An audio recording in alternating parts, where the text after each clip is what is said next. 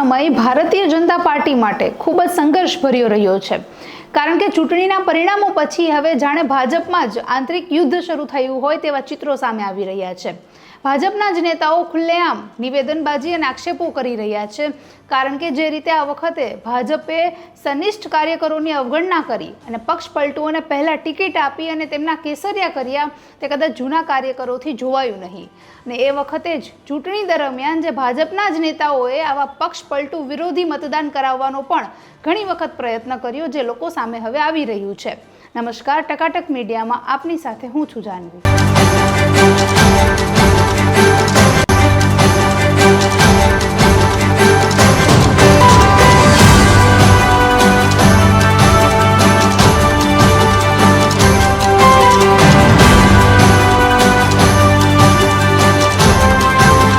Jawahar ચાવડાના viral વિડીયોમાં મનસુખ માંડવિયાનો ઉલ્લેખ કરીને એમણે જે વાત કરી કે છેલ્લા 10 વર્ષમાં ખેડૂતના હિત માટેના જે કાર્યો કર્યા છે, પાક વીમાના અને બીજા જેટલા પણ પ્રશ્નો હોય એમનું નિરાકરણ કર્યું છે।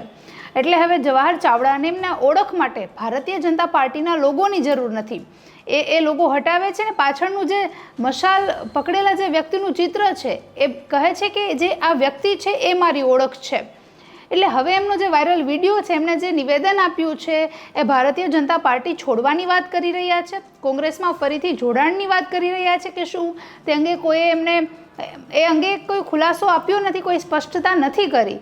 પણ વાત એ છે કે ભારતીય જનતા પાર્ટીના જે અંદરના જ નેતાઓ હોય, કાર્યકરો હોય, એમની જે રોષની જે અગ્નિ જે ફાટી રહી છે તે ખરેખર હવે પક્ષ માટે ખૂબ જ નુકસાનકારક સાબિત થશે।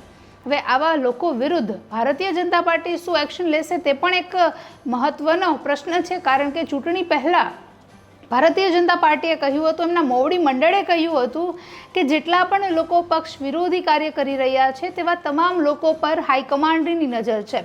એક વખત ચૂંટણી પૂર્ણ થઈ જાય, પરિણામો આવી જાય પછી આવા તમામ પક્ષ પલટુઓ જે પક્ષ વિરોધી કાર્ય કરી રહ્યા છે તેનો હિસાબ થશે। હવે પરિણામો તો આવી ગયા છે, કેન્દ્રમાં સરકાર પણ બની ગઈ છે અને શપથવિધિનો જે કાર્યક્રમ છે એ પણ સમાપ્ત થઈ ગયો છે। પણ આવા પક્ષ વિરોધી કાર્ય કરનારાઓ વિરુદ્ધ જ્યારે કાર્યવાહી ક્યારે થશે, ક્યારે પગલાં લેવાશે તેની પણ હવે તમામ લોકો રાહ જોઈને બેઠા છે।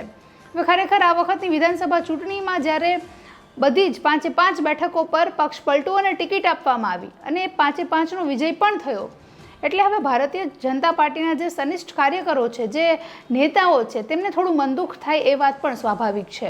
હવે આ પ્રકારની પરિસ્થિતિ જ્યારે ભારતીય જનતા પાર્ટીમાં ઊભી થઈ છે, એમના સનિષ્ઠ કાર્યકરો, જેમના દિગ્ગજ નેતાઓ જ હવે પક્ષ સામે તલવાર કાઢીને ઊભા છે, એમને પરિસ્થિતિમાં ડેમેજ કંટ્રોલ હવે ભારતીય જનતા પાર્ટી કઈ રીતે કરશે તે જો ખૂબ અગત્યનું રહેશે। નમસ્કાર।